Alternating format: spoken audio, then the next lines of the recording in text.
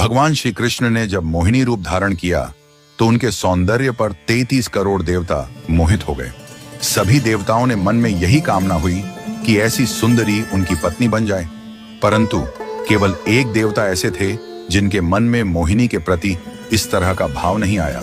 वे थे सूर्यदेव। सूर्यदेव ने मोहिनी रूप को देखकर मन ही मन कहा, यदि ये मेरी पुत्री बन जाए तो मेरा जीवन धन्य हो जाए। सूर्यदेव की इस भावना को समझकर भगवान श्री कृष्ण ने उनकी ओर कटाक्ष किया और संकेत किया कि उनकी इच्छा पूर्ण होगी। समय बीतने के बाद सूर्यदेव ब्रजभूमि में वृषभानु महाराज के रूप में अवतरित हुए। वृषभानु जी ने तपस्या की और ब्रह्मा जी से प्रार्थना की कि उन्हें ठाकुर जी की पुत्री के रूप में प्राप्ति हो। ब्रह्मा जी ने उनकी प्रार्थना को श्री हरि तक पहुंचाया। ठाकुर जी ने विचार किया कि वे नंद यशोदा और देवकी वासुदेव के यहाँ पुत्र के रूप में जन्म लेने वाले हैं, लेकिन प्रेम की स्थापना के लिए एक विशेष अवतार लेना होगा। ठाकुर जी ने अपने रूप को दर्पण में देखा और उस दर्पण में उन्हें ऐसा रूप दिखाई दिया जो स्वयं ठाकुर जी को भी मोहित कर गया। यह रूप ठाकुर जी का ही स्त्री रूप था। उन्होंने इस रूप को स्थिर किया और लक्ष्मी जी के वस्त्रों, आभूषणों और श्रृंगार सामग्री का उपयोग करके इस दिव्य स्वरूप को सजाया। जब यह स्वरूप पूर्ण हुआ तो ऐसा प्रतीत हुआ मानो सूर्य और चंद्र का एक साथ मेल हो गया हो।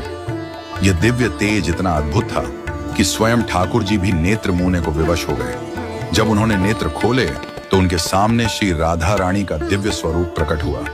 श्री राधा के प्राकट्य का समय सुबह 4 बजे का था, जो ब्रह्म मुहूर्त का समय है। भगवान के अन्य अवतारों का प्राकट्य दोपहर 12 बजे या रात्रि 12 बजे होता है, परंतु राधा रानी का जन्म ब्रह्म मुहूर्त में हुआ, जो नए दिन की शुरुआत का प्रतीक है।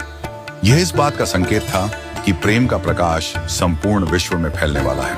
राधा रानी के अवतरण पर वृषभानु महाराज और कीर्तिदा माता के घर उत्सव मनाया गया।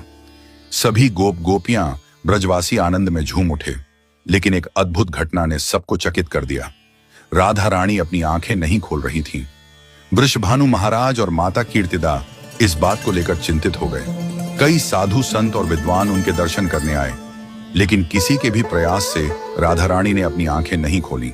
तभी देवताओं के आग्रह पर नारद मुनि वहां आए। उन्होंने राधा रानी के पास बैठकर उनकी स्तुति की। नारद मुनि ने जैसे ही स्तुति गाई, राधा रानी ने पहली बार अपनी दिव्य नेत्रों से नारद मुनि की ओर देखा। उस समय राधा रानी का स्वरूप ऐसा था मानो मृग नयनी सुंदर बालिका अपने पालने से झांक रही हो। यह दृश्य देखकर नारद जी आनंद से झूम उठे। उन्होंने अपनी वीणा और करताल बजाकर कीर्तन प्रारंभ कर दिया और गाने लगे, जय राधे जय वृंदावन वासिनी। वृषभानु महाराज यह